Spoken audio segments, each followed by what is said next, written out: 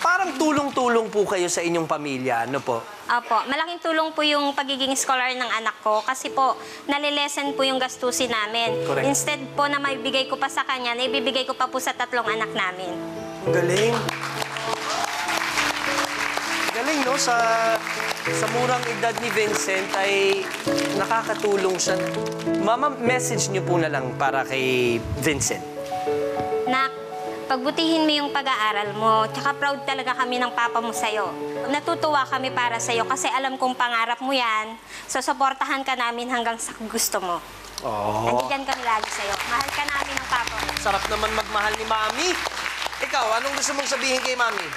Salamat din po. Katulad po nung sinabi niya, gusto ko rin pong makapagtapos ng pag-aaral at matulungan ko rin po yung mga kapatid ko.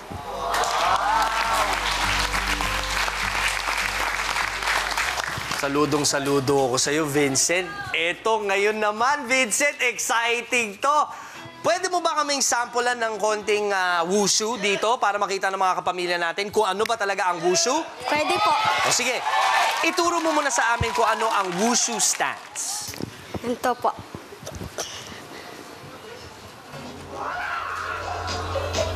Okay. Yan, ganyan po. Parang iba yung sa'yo, iba yung sa akin. Tapos, ano mga sipa ng mga wushu? Yung ganito po. Yung sapatos mo nandito sa likod. Grabe. Hanggang dyan lang ako. Pag sumisipa ka, wushu. Pag ako, Mr. Bean ang dating ko. Umupo ka na lang dito, bro. Relax ka muna dyan. Lagay mo muna yung mic mo dyan.